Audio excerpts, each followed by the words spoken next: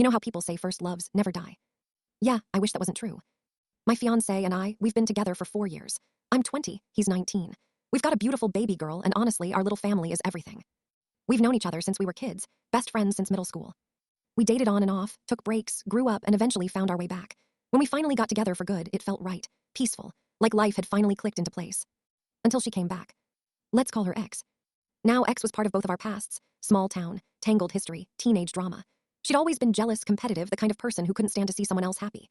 Back in school, she'd spread rumors about me, corner me in hallways, accuse me of trying to steal her boyfriend, who's now, ironically, my fiancé.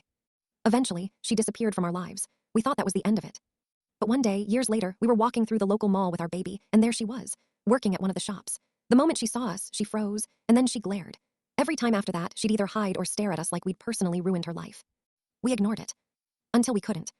A few weeks later, my fiancé's phone rang. It was a police officer. He said my fiancé was being investigated for sexual assault. From years ago. Back in junior high. And the name of the accuser. X. I felt the air leave the room. He just sat there, shaking his head, whispering, "This can't be happening."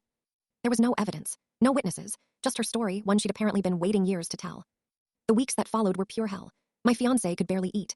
I'd catch him sitting in silence, staring at the floor, terrified of losing everything: our daughter, our home, his freedom. And deep down, I was scared too, because I've seen how quickly people judge, especially when you're not the kind of person society gives the benefit of the doubt to. But then, something strange happened. The officer in charge, let's call him Detective Marks, started digging deeper. He requested old school records, phone logs, anything that could back up her story. And what he found, well, it was something else. Turns out, X had made 3 similar reports in the past, against other people, each one quietly dropped for inconsistencies.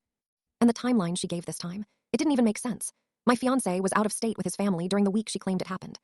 Detective Marks called us in for a meeting. I'll never forget the look on his face when he slid the folder across the table and said, "You two can breathe again. The case is being closed." But here's the twist, and it's the part that still gives me chills.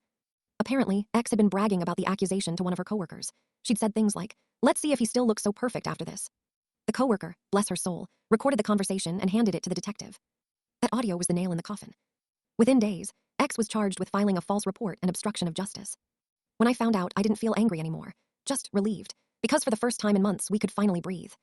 We went home that night, put our daughter to bed, and my fiancé just held me, silent tears running down his face. He wasn't crying because she was caught. He was crying because someone finally believed him. And that was the real victory.